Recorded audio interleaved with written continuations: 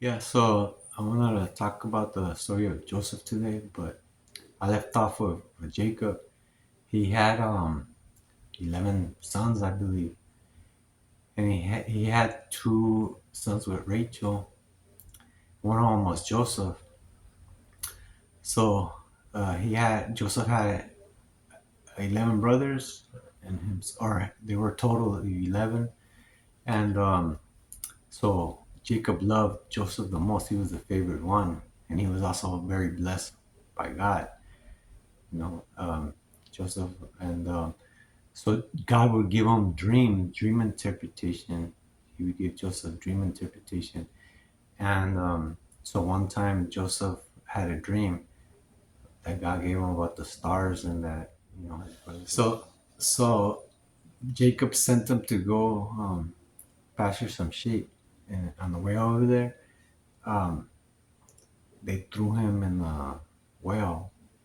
They threw him in the well, and they want to leave him there and so he could die.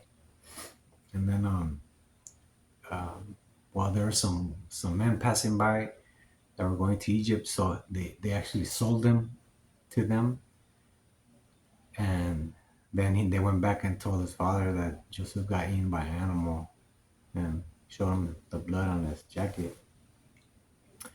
And so on the way to Egypt, um, they sold him to, I guess, Potiphar. Potiphar was a really wealthy man. He was a really wealthy man, and so Joseph became his servant there, and so he seen that Joseph was very blessed by God and favored. So he made him, in charge of everything, all his household and everything, because he seen what God had his favor on Joseph.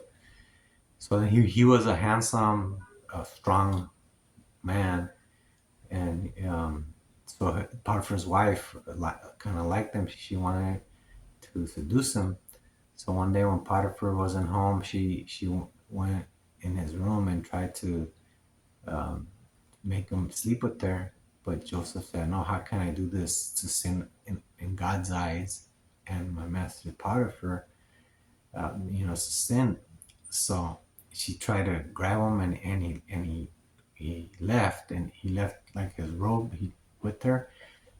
So then she screamed and said that he tried to force himself on her, and then all the servants like witnessed. So when Potiphar got home, she told him, and he got angry at Joseph, and he threw him in prison.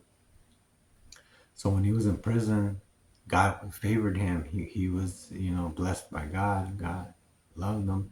So he would give him favor, and the warden seen this. So whatever Joseph wanted in prison, right, he would, get. And the warden wouldn't pay no attention to whatever Joseph did. So then the Pharaoh of Egypt, he had like I believe it was a butler and a chef, and